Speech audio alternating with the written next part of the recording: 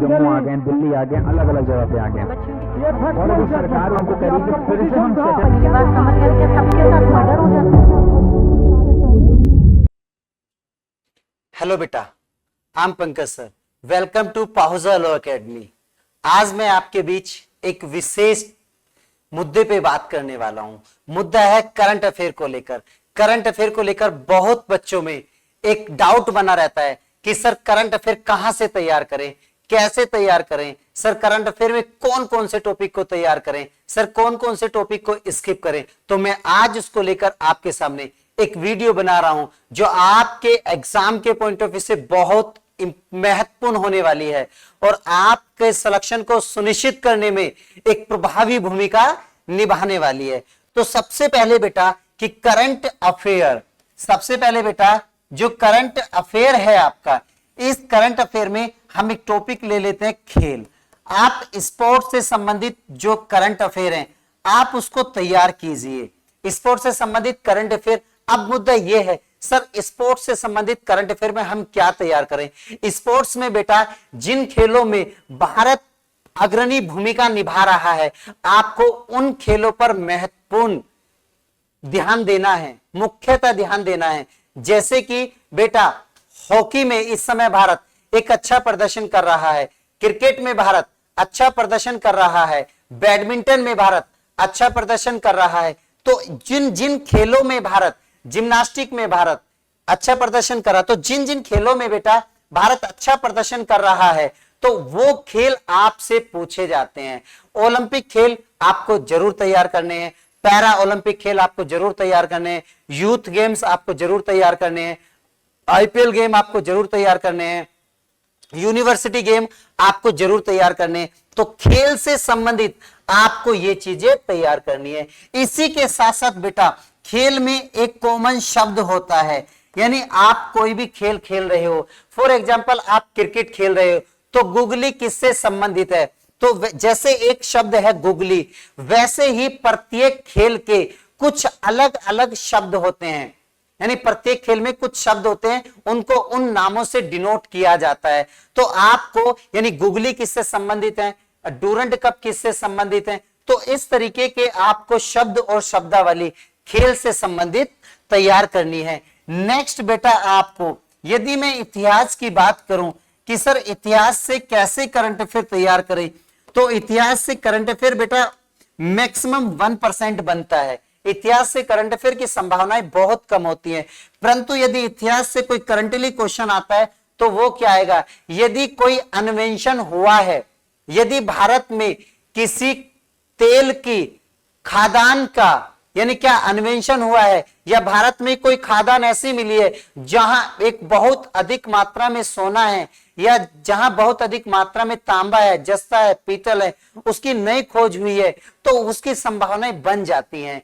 या फिर सिंधु घाटी सभ्यता अर्थात इंडस वैली सिविलाइजेशन से रिलेटेड कोई आपका नगर खोजा गया है या उसमें उनसे रिलेटेड कुछ वर्तमान में टूल्स मिले हैं तो वो आपका हिस्ट्री में करंट अफेयर में बन सकता है।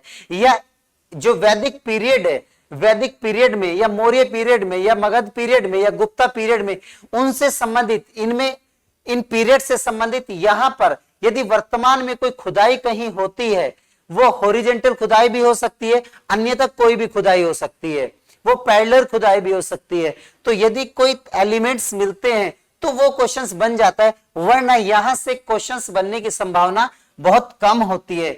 नेक्स्ट बेटा आपको भूगोल से संबंधित करंट अफेयर को कैसे तैयार करना है। भूगोल में बेटा करंट से संबंधित क्वेश्चंस क्या आते हैं, हाल ही में कौन सा ज्वालामुखी कहां फटा है, यदि कोई ज्वालामुखी कहीं क्या हुआ है, विस्फोट हुआ है, कहीं ज्वालामुखी विस्फोट हुआ है तो उससे संबंधित ये क्वेश्चन आ जाता है, इस ज्वालामुखी की लोकेशन क्या है, यानी ये कहां पड़ता है, किस देश में पड़ता है, यह एक कैसा ज्वालामुखी है, तो ये पूछा जा सकता है। या कोई ग्लेशियर पिघला है उसकी लोकेशन क्या है, या कोई ग्लेशियर मृत घोषित किया गया उसकी लोकेशन क्या है, या कोई रिवर बेटा पहले बहुत अधिक मात्रा में बहती थी लेकिन वर्तमान में वह रिवर क्या हो गई है, यानी सूख गई है, या किसी रिवर के कारण बहुत अधिक तबाही आई है, एक विकराल रूप ले लिया है नदियां ने। विकराल रूप लेने के पश्चात उसने जन माल की हानि पहुंचाई है, तो उनसे संबंधित क्वेश्चंस आ सकता है। या फिर किसी स्टेट का डिवीजन करके 1 से 2 स्टेट बनाए जाते हैं, तो उनके ज्योग्राफिकल एरिया में परिवर्तन होता है, तो क्षेत्रफल से संबंधित क्वेश्चन आता है। या किसी 2 स्टेट को एक करके कर दिया जाता है, तो उनके ज्योग्राफिकल एरिया में परिवर्तन होता है, तो वहां से उनके क्षेत्रफल को रिलेटेड क्वेश्चन आ सकता है। या फिर आपका नदी, दर्रे, झील जो प्रेजेंट में विलुप्त की ओर जा रही हैं, उनसे रिलेटेड आपका भूगोल में क्वेश्चंस बन सकता है। या कोई भी सीमा का निर्धारण नए तरीके से किया गया है, तो उनसे संबंधित आपके क्वेश्चंस आने की संभावनाएं बनती हैं। जैसे कि भारत की तटीय सीमाओं का अभी क्या किया गया है, पुनः निर्धारण किया गया है। भारत की तटीय सीमाओं में वृद्धि देखने को मिली है, जिसके परिणाम स्वरूप द्वीपों के बीच की वृद्धि देखने को मिली है, और भारत की तटीय सीमा की लंबाई में वृद्धि हुई है। तो ये करंटली आपके ज्योग्राफी यानी भूगोल से संबंधित इस तरीके के क्वेश्चंस आपके एग्जाम में पूछे जाएंगे। या बेटा, यदि कोरियोलिस बल अधिक सक्रिय हो जाता है या हवाओं की गति के कारण कोई बहुत भयंकर तूफान आता है, तो आपको वो तैयार करना है। इसी के साथ साथ बेटा, आपको यहां पर एक ऑपरेशन, आप इसको अभियान या सैन्य अभियान या सैन्य अभियान, या बेटा आप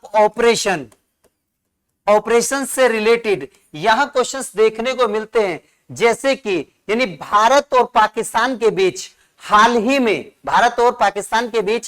ही में कॉन्फ्लिक्ट हुआ, विवाद हुआ। उस विवाद को समझाने के, उस विवाद के समाधान के लिए दोनों के बीच में कौन सी बैठक बैठी, कौन सा समझौता हुआ, या भारत ने काउंटर में कौन सा अभियान चलाया, पाकिस्तान ने काउंटर में कौन सा अभियान चलाया। रूस और यूक्रेन के बीच विवाद चल रहा है, रूस कौन सा अभियान चला रहा है, यूक्रेन कौन सा अभियान चला रहा है। यानी आपने देखा इजराइल, ईरान और फिलिस्तीन के बीच विवाद चल रहा है।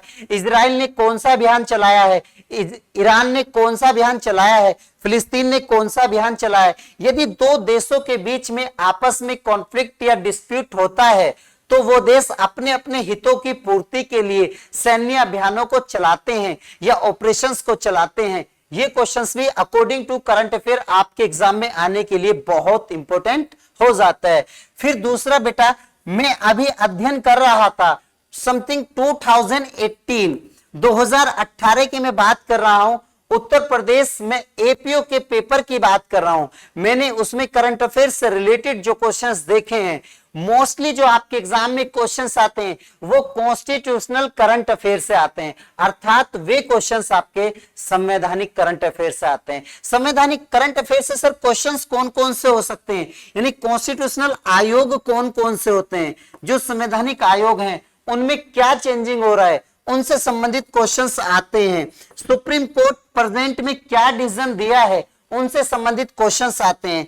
नेक्स्ट बेटा, संसद ने प्रेजेंट में कौन से नए कानून बनाए हैं, उनसे संबंधित क्वेश्चंस आते हैं। नेक्स्ट बेटा, भारत का यदि लेटेस्ट में चुनाव हुआ है, तो जो मंत्रिमंडल होता है, तो मंत्रिमंडल से रिलेटेड भी क्वेश्चंस की संभावना पूछे जाने की अधिक हो जाती है। आप जो कमीशंस होते हैं, जैसे कि बेटा आपने सुना होगा एक फाइनेंस कमीशन होता है, एक बेटा यूनियन पब्लिक सर्विस कमीशन होता है, एक SC ST कमीशन होता है, एक OBC कमीशन होता है, एक ह्यूमन राइट कमीशन होता है।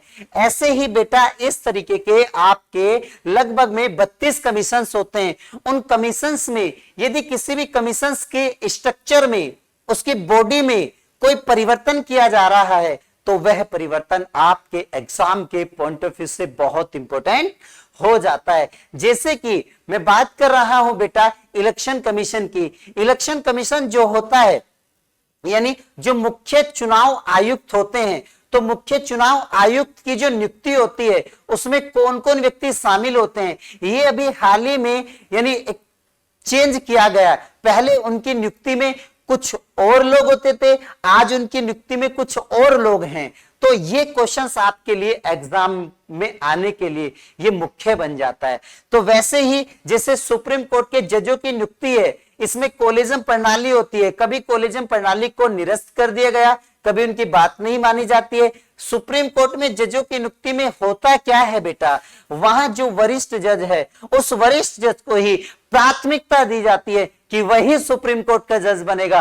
परंतु मैंने देखा है, किताबों में पढ़ा है, बहुत सारे ऐसे एक्सेप्शंस हैं कि अधिक आयु के व्यक्ति को जज नहीं बनाया गया है, कम आयु के व्यक्ति को जज बनाया गया है।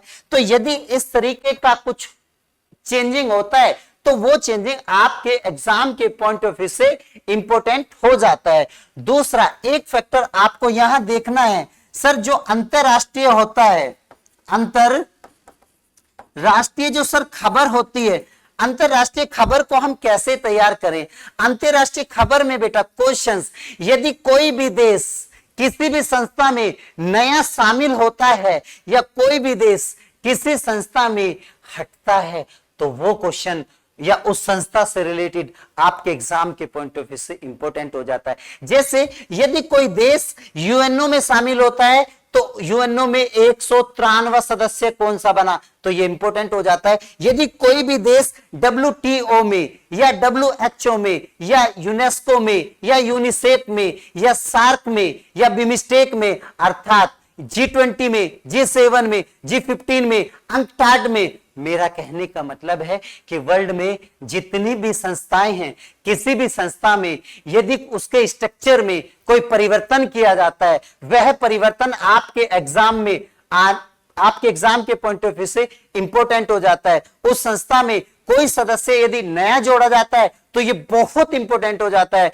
कोई सदस्य हटाया जाता है तो ये इंपॉर्टेंट हो जाता है। और यदि किसी संगठन की या किसी समूह की कोई बैठक होती है, उस बैठक में क्या क्या निर्णय लिए जाते हैं, वो निर्णय आपके मेंस के एग्जाम के पॉइंट ऑफ व्यू से इंपॉर्टेंट हो जाते हैं। मैं आपसे दावा करता हूं कि उस संस्था में क्या निर्णय लिए जा रहे हैं यह आपकी प्रारंभिक परीक्षा में तो नहीं पूछा जाएगा, लेकिन मुख्य परीक्षा के लिए अंतरराष्ट्रीय खबर से वह क्वेश्चन आपके लिए बहुत इंपॉर्टेंट हो जाता है। और राष्ट्रीय खबर में बेटा, ये सब राष्ट्रीय खबर में मैं बताया हूं, आपको डेली यानी न्यूज से टच में रहना है। यानी करंट अफेयर को तैयार करने के लिए किसी मैगजीन की कोई आवश्यकता नहीं है, किसी यूट्यूब चैनल की कोई आवश्यकता नहीं है, किसी टेलीग्राम चैनल की कोई आवश्यकता नहीं है। आपको करंट अफेयर तैयार करना है तो डेली आधा घंटा सुबह न्यूज सुनो, आधा घंटा शाम में न्यूज सुनो, संसद का आप लाइव टेलीकास्ट देखो, आप AIR ऑल इंडिया रेडियो को सुनो, सुबह 15 मिनट सुनो, शाम में 15 मिनट सुनो, 30 मिनट में वो आपकी समस्त चीजें बताएगा AIR पे, जो आपके एग्जाम के पॉइंट ऑफ व्यू से इंपॉर्टेंट है। आप करंट अफेयर को बहुत बड़ा समझते हैं, ये टॉपिक आपका बहुत इजी है, आपको सिर्फ टच में रहना है 2-3 सोर्सों के। जैसे आप संसद कार्यवाही सुनते हो, संसद में क्या क्या चल रहा है उसके टच में रहो। जब आप उसके टच में रहोगे तो मिनिस्ट्री की साइट्स पता चलेंगी, मिनिस्ट्री की साइट्स पे जाके उनको सर्च करो, तो बेटा आप कभी भी करंट अफेयर में मार नहीं खा सकते, क्योंकि कोई भी मैगजीन ऐसी नहीं है जो आपको 100% शुद्ध डेटा दे रही हो और आपको डेटा को शुद्ध और अशुद्ध करना नहीं आ रहा है। तो आप यानी किसी भी मैगजीन को लेते हैं तो आप उसका गलत डेटा पढ़ लेंगे और एग्जाम में गलत डेटा टिक करेंगे तो क्वेश्चन गलत हो जाएगा। तो इसलिए करंट अफेयर को आप आयोग की साइट से निकालो, आप गवर्नमेंट की जो कुछ एक PIB है, इस तरीके की साइट्स बनी हुई है, तो आप वहां से निकालो। यदि आप इस तरीके से करंट अफेयर पढ़ते हो तो आपको फिर करंट अफेयर में कोई समस्या नहीं आएगी। Subscribe for more content.